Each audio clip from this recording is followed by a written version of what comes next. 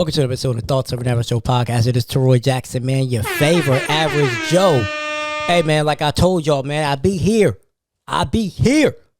for the end of night 2 of WrestleMania, and I'm here.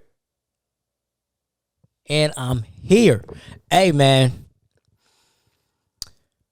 Whew. Seen as a 17-time world champion, right? That's crazy. But let's we you know how we do, how we started. Let's go ahead and get into the other matches, and then we'll get into the main event and what I think is about to happen. First match, the triple threat match: Io Sky, Bianca Belair, and Rhea Ripley was the best match of the night, honestly. And the second match night of WrestleMania, they stole the show. I would not have been mad if they were the main event of WrestleMania. Like, they stole the show. That's one thing I didn't like about this night. I felt like the match card, like how the match card stacked up, wasn't the best. Like, I would have had Damian Priest and Drew McIntyre open the show. Then you have Randy Orton's WrestleMania challenge. Then you get into the triple threat match. Then you get into AJ Styles and Logan Paul. Then you get into the tag team match. Then you get into the fatal 4-way match, and then Cena and Cody. But yes, the triple threat was amazing, very good. Great action packed from start to finish. I was wrong. I thought Bianca Belair was going to win, but I said I could see Io Sky retaining. And it went down. So how Io won is how I thought Seth was going to win yesterday without the interference. How Bianca and Rhea had made it personal between them two.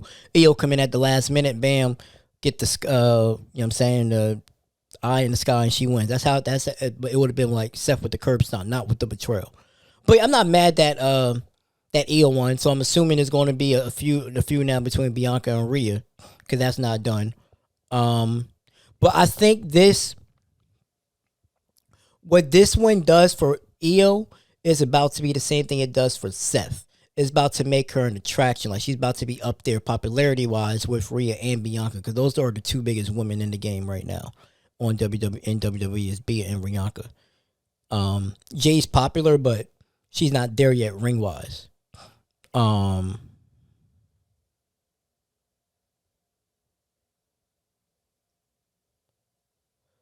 Yeah. So.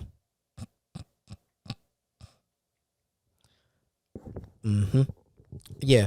That was a really good match. Like I said, I thought Bianca was going to win. I thought because Io had like 2 times where she had to come in at the last minute. I thought that when Bianca had hit the KOD, like that was it. That was over. But I'm not mad. I do think they want to. If I was them, like, I don't understand why they're booing Bianca. One of my boys from Twitter, what's his handle name? I know he's gonna watch this. He said that basically the fans are saying that her character is getting stale, and that's why they're booing her. Just a chill guy. Is my friend's name _black_mamba8. But I don't know. I think like Rhea's popular, but Rhea was just a whiny bitch in this whole feud. Like, I did not like it. Like, you lost fair and square to Io, and you're mad. And then you want to get put into the match. Like, for what? Why you want to get put into the match for? Like, you lost fair and square, bro. Or they should have just did it to where Io lost to Rhea, and then Io never loses to Rhea, and it's just Rhea and Bianca straight up. And then maybe like SummerSlam, Io beats Bianca. Like, you know what I'm saying? Like, because I didn't think they were going to end Bianca's streak. I didn't think they was going to end it so soon to where they ended it. But also now that makes, because she's undefeated in triple threat, Io Sky, and that was her first WrestleMania win. So I'm not mad at it. I just thought it was going to go differently. I am interested to see what happens after this Rhea Bianca feud, though. Like, I'm interested to see where they go with this. Next match, Drew McIntyre and Damian Priest. This should have been the first match of the night. I mean, it's not. bad. But for a Sin City street fight, like I was talking to Tyler Warren about it, like, and back in the day, like when it was fucking a street fight, like, you know what I'm saying, it was blood, tacks, you know what I'm saying, like, it wasn't no type of blood, no nothing. The match was alright. Like, I mean, I knew Drew wasn't going to lose, so, but the match was in itself was okay. It doesn't really go home about. It was okay. It could have been better, right? Definitely could have been better. But I'm interested to see where Drew goes from here. Definitely interested to see where Drew goes from here. The Fatal 4-Way match, ayo, it happened exactly how I thought it was going to happen. I thought it was going to have to be a situation where Dom going to have to make a choice, and he did when he tried to do the 619, and then Finn had called him up, hit the coup de grace, and then Dom messed around and hit him with the frog splash, and the 1, 2, 3. Dom's the champ. The crowd pop that he got. So, like, I could see a few things going for Dom, right? Either Dom is the new leader of the Judgment Day now, and I'm gonna tie that back in to why I think he's the new leader of the Judgment Day, or he gets exiled like how Randy Orton got exiled out of Evolution when he got his first title win. So, yes, great match. Everybody was good. Hey, man, listen, Braun Breaker, that boy a star, bro. He a star. He a beast. He is a star and a beast. Like, I can see this. I can see either him and LA Knight winning the Money in the Bank this year. It's either between one of them. And if LA Knight wins it this year, then I can see Braun winning it next year. Like, Braun is about to be a beast. That boy is nasty. Absolutely nasty. That was a great match. That was the second best match of the night. That was a great match. I know, like, Tyler and them don't feel like it was they said it was an okay match, but I feel like it was great. It was action. Everybody got to shine. Like, it wasn't a lot of dull points in that match. It was like the women's match, action packed from like start to finish. Wasn't a lot of slow moments. It was action packed, bro. It was very good. Very, very good. Dominic won. I like how Dominic wrestles like, he doesn't wrestle like his dad. He wrestles like Eddie Guerrero. And I like that. Like, you know what I'm saying? And now this is going to give, because I think Dominic can be a major player too. I think Dominic can be, Ray has been successful, but Ray don't have a lot of title reigns. I feel like Dom can be the one to where, like, he's like an Eddie Guerrero, to where he has, like, because Eddie only had one, unfortunately, because of his passing, but he has multiple title reigns at the top. But he's the main event. He's a main, main player on the top of the card. So then what was this after that? It was the Randy Orton challenge, right? I'm not mad they went with Joe Hendry.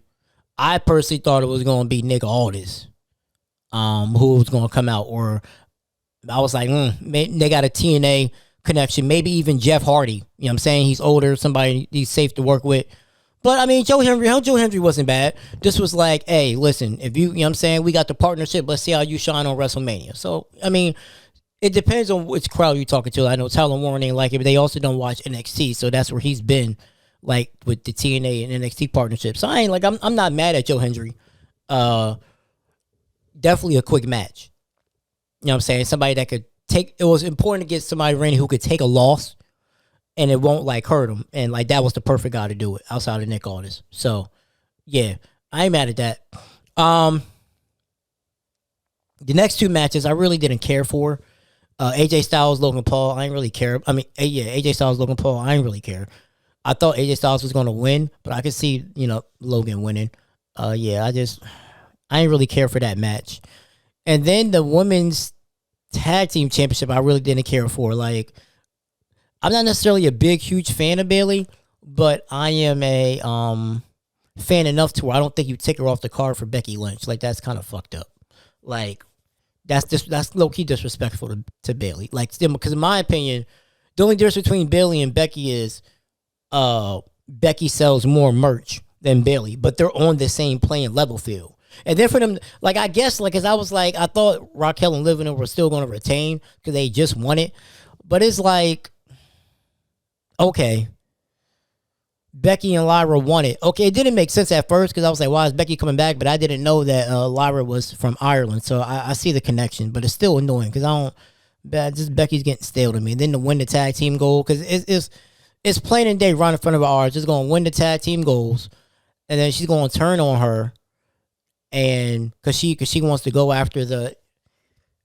Lyra's going to end up losing the tag team titles and her Intercontinental Championship because they need desperately somebody for the SmackDown U.S.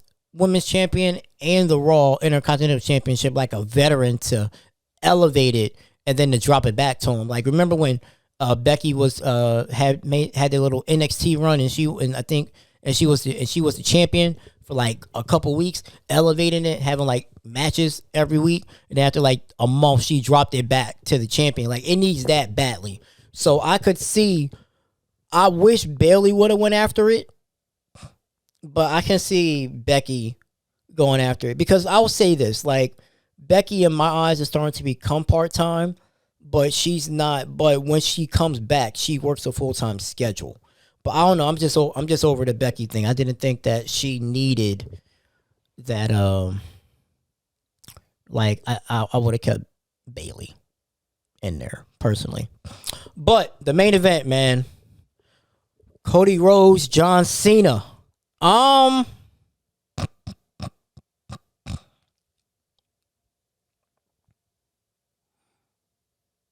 This match was the third best match of the night. What did I say it was? It was Bianca and Io Sky and Rhea's number 1. The Fatal 4-Way's number 2. Yeah. And then Cena and Cody's number 3. The match played out, didn't kind of went how I thought it would go. I knew Cena would win.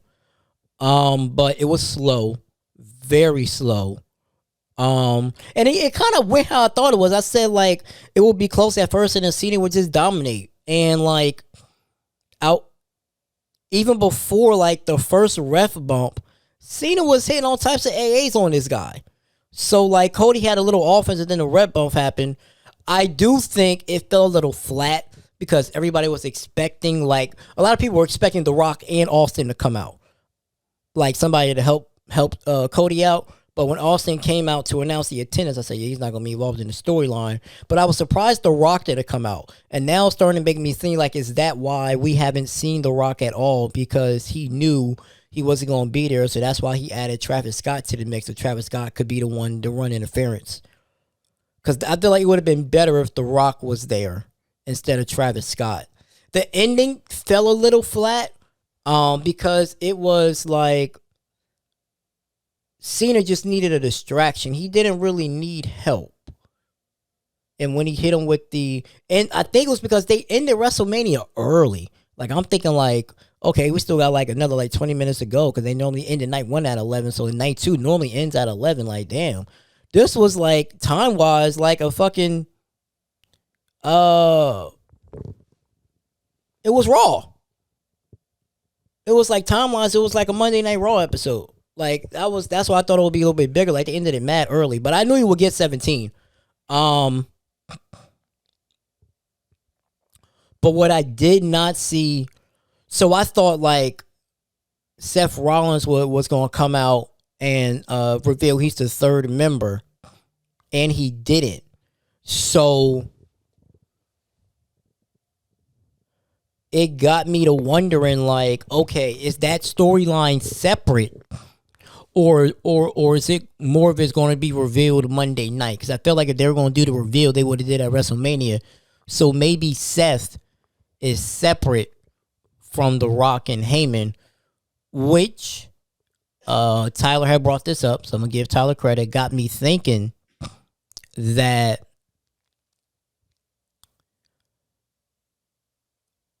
Seth may go after Cena instead of Jay and take the belt off of Cena that way, which could maybe Because I mean, I think what's about to happen is like I'll say this: I do like the seeds are being planted for Cody to eventually turn heel because they are doing the Cena said like you at some point in this match you're going to have to make a choice to be the good guy or the bad guy, and it cost him the match because he could have been the bad guy and easily still been champion. And I think it's going to be a slow build to Cody's Homelander arc, and that's about to be vicious. And then it'd be like I say, like he wins that, he get his Homelander arc, and then he ends up facing a face Randy Orton, and Randy Orton's the one that put him down to give Randy Orton his 16th World Championship or whatever, because Cena can lose it back to Cena can drop it at like SummerSlam, like it could be a scenario to where Seth goes after I got it. So Seth is gonna go out. You're looking at like two heels, right? You're gonna be looking at like in the beginning of it, it's gonna be two heels, right? Because Cena would be a heel and Seth would be a heel, and then Cena would be a heel and Seth be a heel, and then like the match goes on. And The Rock comes out, and it looks like that The Rock's about to align with Cena, and then he like fucking turns on Cena and gives him the rock bottom or whatever in that, and then he reveals that Seth Rollins is you were the prop to get you were the one that I needed to get convinced to get to Seth Rollins, and Seth Rollins wins the championship that way, and then yeah, like Cody ends up like getting a title shot against Jay, like pretending to be like, like, hey, like, we're boys or whatever. And then Cody ends up doing the thing. He becomes what John Cena did, desperate enough to win. So he ends up doing a heelish thing. Like, let's say he hits Jay with the belt or a low blow or something like that. And that's how he ends up becoming champion. And then Randy Orton takes it off of him, either Elimination Chamber or WrestleMania next year. I can see that. I can see that happening. Because then that frees up next year's WrestleMania. If The Rock's not involved, it could be Roman Reigns versus Seth Rollins, and that'll probably be when Roman Reigns gets his first big win over Seth. Because for Seth to be for what Seth's about to be like his real main event push, he can have the belt for a year, or he can have the belt for like 6 months, because he's not really going to necessarily need the belt per se, because Heyman's going to take him to the next level. So, either that or Jey Uso about to have a short ass reign, like 2 weeks. I mean, like 2 months. But yeah, so overall for WrestleMania, I would say the men's match is the best match, then the women's match, and then the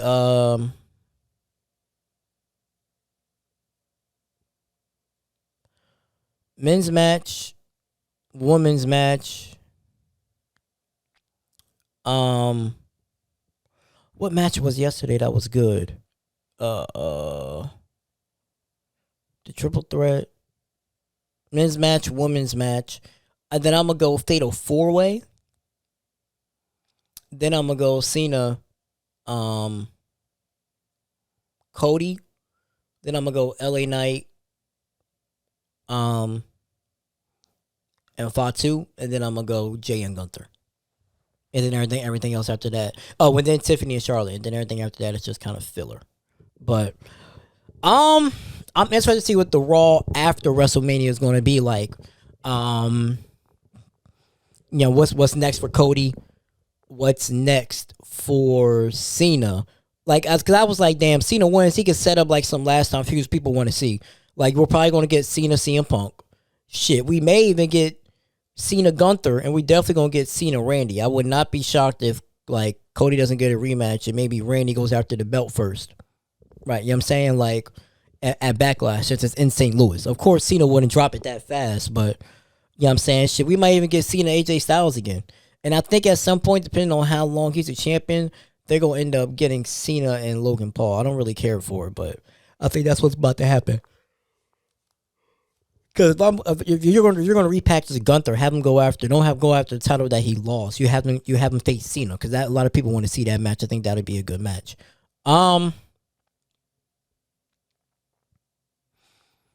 Yeah, and I think that's what's happening to Cody. I think Cody is eventually going to turn heel because he keeps doing the right thing, and and it costs him. He can't win, so therefore he's going to turn in heel. I think. Well, then maybe not because he sells a lot of merch. So unless you turn him heel and you still have Jay as the champion to keep the merch sales up or whatever, because yeah, maybe. But I can see him turning heel. I think that's what the seeds they were playing it because he couldn't do, he didn't have his heart. Ted John Cena was about to be the bad guy. It cost him, and he's gonna realize that maybe I have to be the bad guy in order to get what I want. Overall it was solid. The women's match was I would not be mad if that was the main event. That was a very good match, and the Dominic match is very good. Oh, okay, so let's get to that. Here's the reason why I think either he's the new leader or he gets kicked out of the Judgment Day. Since Liv and Raquel lost, Dom is now the only person with a title in the Judgment Day. So I can see a scenario to where now he says, like, I am the leader because I'm the only one that got gold in here. So, or Liv and Finn could turn on him and be jealous of him and kick him out because he's not, because he won.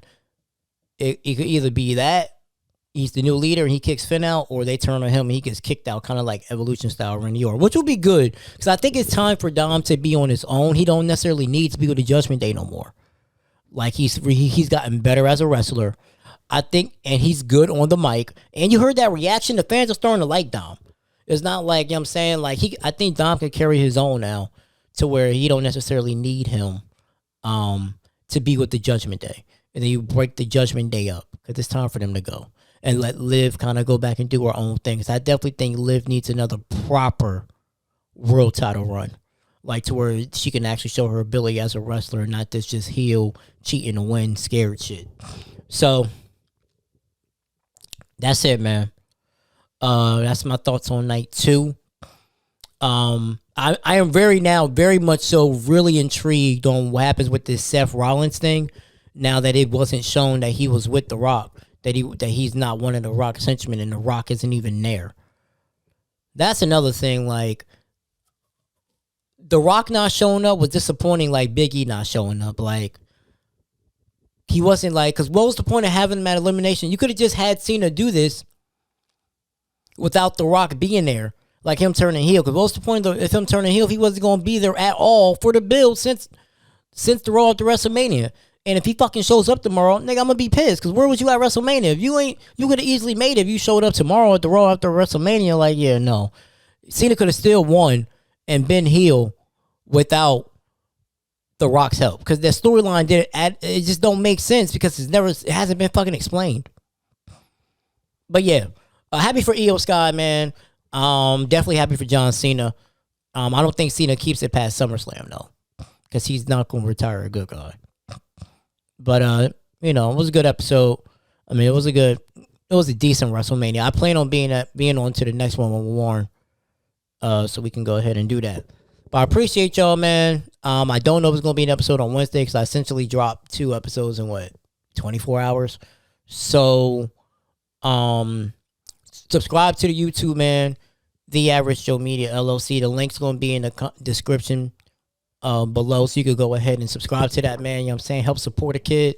And don't forget to subscribe to the podcast on Apple, Spotify, Good Pods, on all of your streaming platforms, man.